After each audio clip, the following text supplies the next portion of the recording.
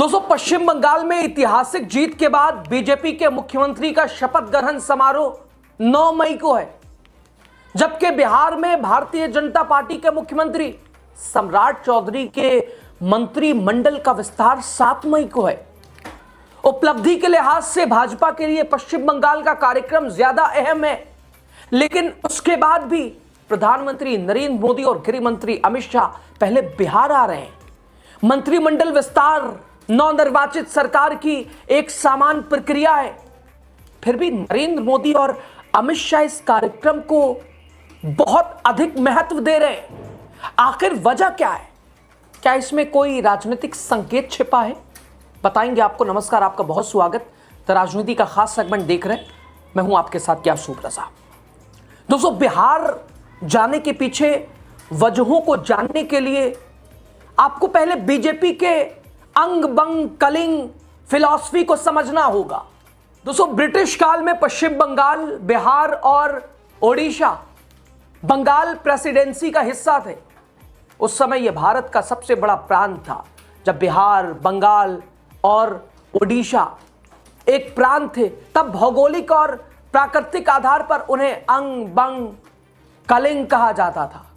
दोस्तों, इस भौगोलिक शब्दावली की 2026 के पश्चिम बंगाल विधानसभा चुनाव में बहुत चर्चा रही। अंग मतलब आधुनिक बिहार का भागलपुर क्षेत्र जो पश्चिम बंगाल के नजदीक है, बंग का मतलब पश्चिम बंगाल और कलिंग का मतलब ओडिशा। दोस्तों, अब इस भौगोलिक त्रिकोण में बीजेपी के मुख्यमंत्री का चिर परिचित सपना पूरा हो गया, लेकिन एक झोल है। झोल यह है दोस्तों कि बीजेपी की राजनीतिक महत्वाकांक्षा बंगाल जीतने के बाद भी अधूरी सी है, और यह सपना जब अधूरा है तो इसे पूरा करना भी जरूरी है। अब इस सपने के सामने एक कद्दावर नेता खड़े हैं। वो नेता और कोई नहीं है बल्कि बिहार के पूर्व मुख्यमंत्री और मौजूदा राज्यसभा सांसद नीतीश कुमार हैं। अब आप में से कई लोग कहेंगे कि बीजेपी ने तो नीतीश कुमार की राजनीति को हाशिए पर ला दिया है। बात भी सही है। देखा जाए तो नीतीश कुमार अब बिहार की राजनीति में वो अहमियत नहीं रख रहे हैं। अगर अहमियत रखते तो उनके पास से सीएम पद जाता ही नहीं। लेकिन बीजेपी के रणनीतिकारों को क्या कहिएगा, उनके दिमाग में कहीं ना कहीं ऐसा है कि भले ही उनकी पार्टी के नेता मुख्यमंत्री हैं, लेकिन फिर भी एक कमी है। दोस्तों, कमी यह है कि इसमें पूर्णता दिख नहीं रही है। बिहार में बीजेपी के मुख्यमंत्री तो हैं, लेकिन उनका वजूद जेडीयू के समर्थन पर डिपेंड है। पश्चिम बंगाल और ओडिशा में भाजपा की पूर्ण बहुमत वाली सरकार है, लेकिन दोस्तों बिहार में वो गठबंधन की सरकार चला रही है। इसकी कसक है उसे।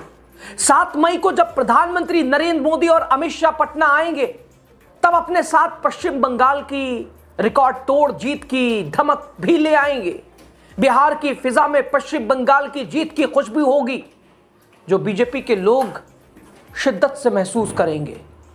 लेकिन टीस जेडीयू को होगी, क्योंकि बंगाल जीत से कहीं ना कहीं बीजेपी की राजनीतिक महत्वाकांक्षा उफान पर है, और उसके उफान पर जाने का नुकसान अगर किसी को होगा तो जेडीयू को होगा, क्योंकि कहीं ना कहीं बीजेपी चाहेगी बिहार को पूरी तरह से लीड करे। अब दोस्तों, जब पटना के गांधी मैदान में मोदी या शाह का भाषण कुछ इस तरह का होगा, अगर बंगाल का कठिन रन जीत लिया तो बिहार भी जीतेंगे, कुछ इसी तरह का संदेश दिया जाएगा। और जब इसी तरह का संदेश दिया जाएगा तो खतरे का एहसास जेडीयू के सर्वे सर्वा नीतीश कुमार और उनके नेताओं को होना चाहिए। दोस्तों, बिहार विधानसभा चुनाव जीतने के बाद प्रधानमंत्री नरेंद्र मोदी ने कहा था, गंगा जी पटना से होते हुए पश्चिम बंगाल जाती है। अब जब पश्चिम बंगाल जीत लिया तो बीजेपी के नेता कह सकते हैं, बंगाल की पुरवैया बयार अब बिहार आएगी। दोस्तों, बंगाल की जीत ने बीजेपी के आत्मविश्वास को बुलंदियों पर पहुंचा दिया है। यह सच है कि उसने इस सियासी जंग में वो फतह पाई है जिसे जीतना नामुमकिन माना जाता था। तब बंगाल जीत लिया तो बिहार क्यों नहीं जीत सकते? बिहार में तो नवंबर 2005 से सत्ता में है वो। इतने साल के शासनकाल में तो पार्टी ने अपना एक मजबूत आधार बना लिया है। बंगाल की तुलना में तो बिहार को अकेले जीतना उतना आसान बीजेपी के लिए नहीं है जितना दिखता है, क्योंकि यहाँ नीतीश कुमार है, लालू प्रसाद यादव के रूप में 2 प्रमुख राजनीतिक शक्तियां हैं यहाँ। जो अभी भी बहुत प्रभावी हैं। बंगाल में तो बीजेपी को सिर्फ ममता बनर्जी को मात देनी थी, दे दिया। वामदल और कांग्रेस पहले ही खत्म हो गए थे।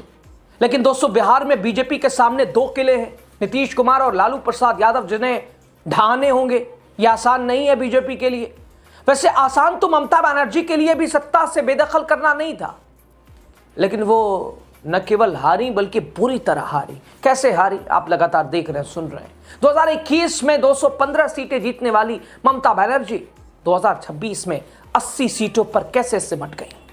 दरअसल ममता बनर्जी की हार से एक बात साफ हो गई है कि अब बीजेपी हिंदुत्व को जिस लेवल पर ले जाना चाहती थी, लोगों के दिमाग में जिस तरह से बिठाना चाहती थी, उसे बिठाने में कामयाब हुई। बंगाल की राजनीति को बीजेपी बहुसंख्यक बनाम अल्पसंख्यक की लड़ाई में कन्वर्ट करने में पूरी तरह सफल रही। कहीं ना कहीं ममता बनर्जी अपनी राजनीति से इसकी काट नहीं ढूंढ पाई। अब माना जा रहा है बीजेपी बंगाल वाली अपनी रणनीति का प्रयोग बिहार में भी करेगी। बीजेपी मानकर चल रही है कि बहुसंख्यक लोगों का बहुत तेज ध्रुवीकरण होगा, लेकिन बिहार में दिक्कत यह है कि प्रदेश की कमान बीजेपी के नेता के हाथ में ही है।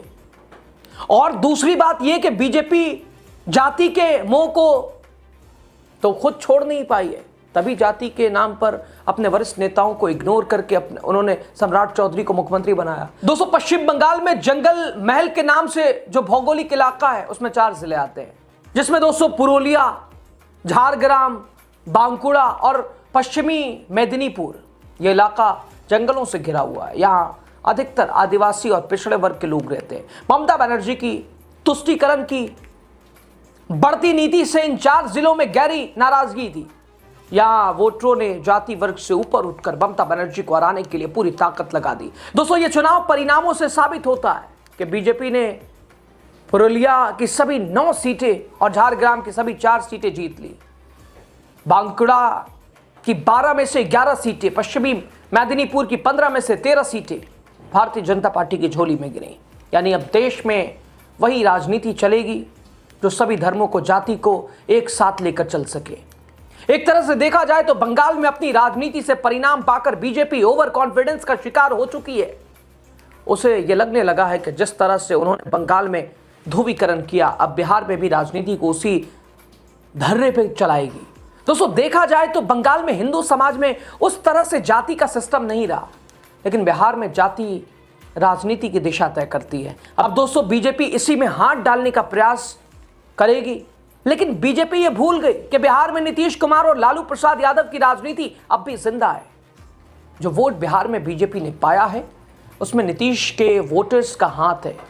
अब बीजेपी अपने दम पर बिहार में सरकार बनाने का सपना देख रही है, तो फिर उसके परिणाम उस पर उल्टा भी पड़ सकते हैं। क्योंकि बीजेपी के सामने एक तो वो है जो कभी झुका ही नहीं बीजेपी के सामने, और दूसरा नीतीश कुमार, जिनका कोई भरोसा नहीं, कब इधर के कब उधर के। तो क्या ये कॉन्फिडेंस, अब बिहार अगला टारगेट है बीजेपी का? बंगाल के बाद अब बिहार सरकार तो है, लेकिन ऐसी सरकार कौन चाहता है कि नीतीश कुमार या कोई भी दूसरा दल चढ़ा रहे कि ये हमें दो वो तुम लो, शहमात का खेल जो कि आमतौर पर गठबंधन में चलता है, टेक गिव। तो बीजेपी इसमें कब तक सफल होती है, देखना दिलचस्प होगा। ओवरऑल विश्लेषण पे आपकी राय जो भी हो जरूर बताइएगा। बहुत शुक्रिया आपका।